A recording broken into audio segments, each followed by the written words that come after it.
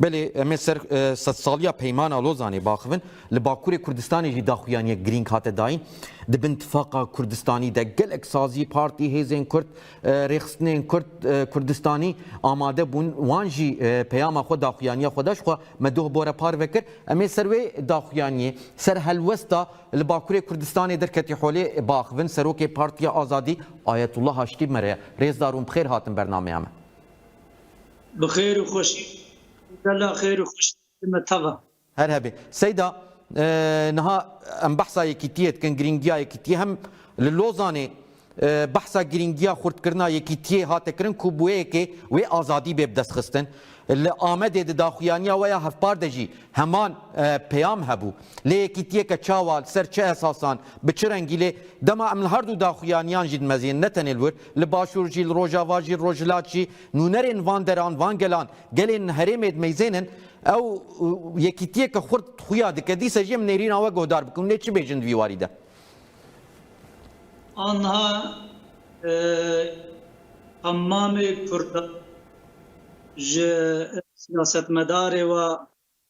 ج شوان و گاوان و ج هر کسی بیر و باوری و قناعت چه بویا گو یکیتیا کردستانی چه نبه مافی کردان استاندن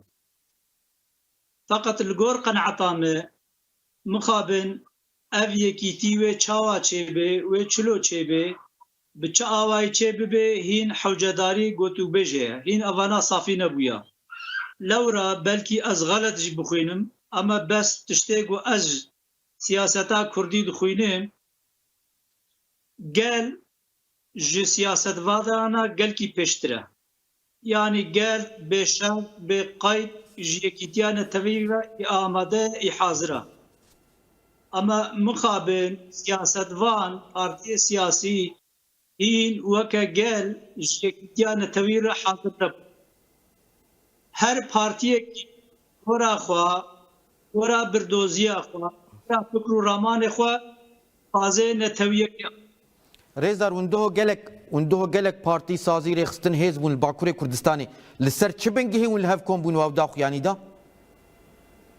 يعني طبي ام سر نتويا كردي متفق بون يعني وكقوم سنيدي اني زمان ايرو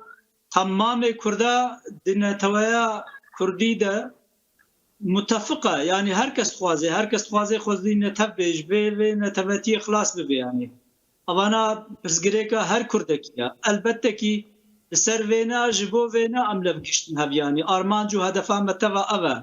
يعني ده ارمانجو هدف ده جدایتی تونه بله اما و ارمانجو هدف چاواب سر کوي چلو سر کوي و جدایتی hani işte em vak parti azadi her card binin her card bejin یکیتیا نتویا کردی آنجا به تمام پارتیز سیاسی لسر ماسه بین جمعه میجی خو فرمات کن هر کس کیوا خط خوا صوره بره گوش خوره دانین دینن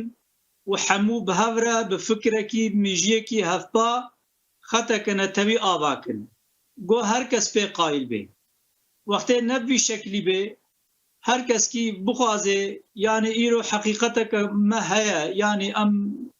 ناخوازن هنک شتاد مدیا ده بین نظمان اما دوی ام امپاتیه بترکی گود بجین ام امپاتیه بکن ام هر کس کی تشته گوش خورت خوازن جه حواله خوره جید خوب بخوازن یعنی ام لیسکا حقوقا جهورا سوجا در نخنه او حتى جركرسا سوجي ميغو هبل شوت الرحمتيه مال مصطفى برزاني نمر قد بيجي فرنجو خراب نينا فردا امجي هرجارد بيجين ام بيجين صدبا كردا كردستان تك شويه كردايتيا وايا نا اولداريا وايا اوتسيا وايا نتشتكي وايا بس تني و كردن اي ديجبوي اواي دفي ام کرده حموا وقت هم یک آستیده قبول کن یعنی کنگی گو کردستان بسر کرد کردجی وقت ملت دنیای پر خودینه تاو هنگی ورن سر ماسه حمایه خواه پیش بکن تعبیر جایزه سوجدار خواه جزا بکن و پێشدارێ خۆشی خۆت بکن ئەمە شەرتێ ئەم تونەنە یعنی ئەز هەرجار دبێژێم ji şerê غulama ağa kar dikin yani bibexşin tabîreke giran e nexweş e ama îro statiya Kurda bi statûtiya koletiyê jî nayê qebûl kirin yani Kurd ji bo çi bikevne neqebeyna nîqaşa bi hevreyanî aslan bi ti şeklî bi ti awayî heyanî neteweya Kurd ava nebe gereke Kurd astengiyê navxweyî di sosyal medyayê de newên ziman elbette ki Xweda Azze ve Celle her insanekî fehmek dayê de her insanekî eqlek dayê de her insanekî mijiyek dayê de yani tê yek pêjê tê yek hevok pêjê deh kes li te godarî dikin em ji va deh kesa her keskî li gora eqlê xwe li gora mijiyê xwe li gora hestê xwe wê vê hevokê fehm kê بۆ ئەم رابن کەکۆ چمە تژی وەکە مفعم ناکێ چمە اون ژی وەکە مفعم ناکن ئەوانان نەڕاستە ئەوانە غەلەتیە ئەوانە ژی نەممکنە مهم ئەم کێلکەکێ دەینە پێشیا خۆ گۆنەتەوە کوردیە ئیجا هەر کەسکی li gora zanebûna xwe li gora derfetê xwe li gora eqlê xwe li gora îmkanê xwe ji bo gihîştina wê kêlkê bibezin wê dê رێزدار چکاوە نێرینەوە نرخانەوە پڕ هێژا بوو هەلبەت ینی هێوی دکنە و بانگاوە ئەو هێویên وەژی هاتمن بیستم بریاوەشانەمە لێ اون سەیدایەکن ئەمە تمی مش سەیدایە بihîstiye مش wan سەیدایê me yên Kurd bihîstiye ku kî kesê li cem zilmkar cih bigire cem gelê xwe hemberî gelê xwe cî bigire nabe ku cem paşî cem were cem gelê xwe cî bigire cem miletê xwe cî bigire ji ber ku cem zilmkar cî digire ev tiştekî safî ez bawer dikim hûnê jî piştrast bikin gelek cara ev şîrove min bihîstiye yani zilmkar e nabe ku til cem zilmkar cihê xwe bigire divî warî de wê gotina we çi be herî dawî em banga we jî bigirin kerem bikin divî darî de azim armanc û hedefa مسلمانتیه بین زمان خود تعالی وی شکلی ته زمان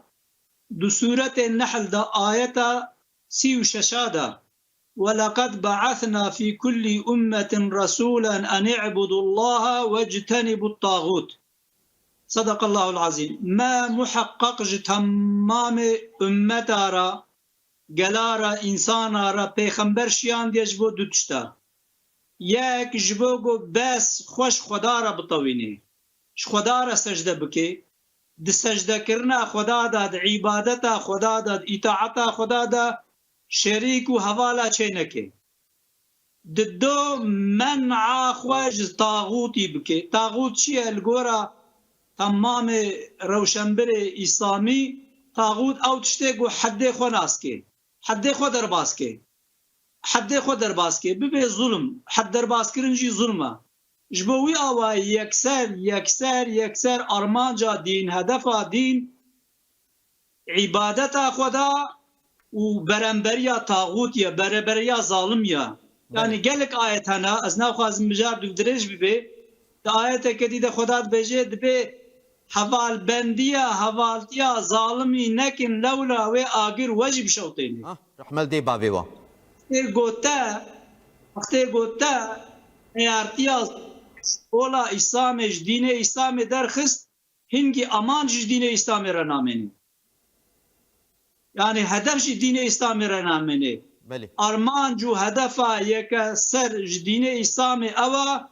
bo bîr û bawerî ji Xweda re bêkirin û neyartiya zalimî bêkirin.